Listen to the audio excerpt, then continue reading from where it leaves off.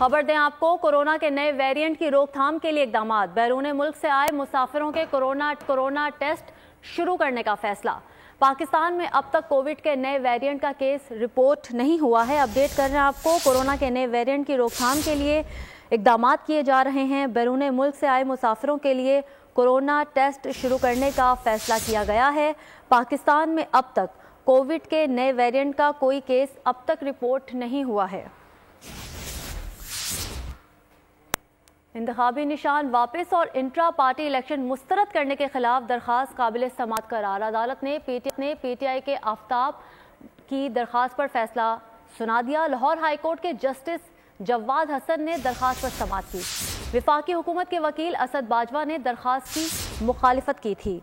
Update कर रहे हैं आपको, इंतखाबी निशान वापस और इंट्रा पार्टी इलेक्शन मुस्तरद करने के खिलाफ दरखास्त नाकाबिल समाअत करार। अदालत ने पीटीआई के आफ्ताब ढल्लू की दरखास्त पर फैसला सुना दिया। लाहौर हाईकोर्ट के जस्टिस जवाद हसन ने दरखास्त पर समाअत की। सब्सक्राइब करें और बेल दबाएं ताकि कोई खबर रह न जाए।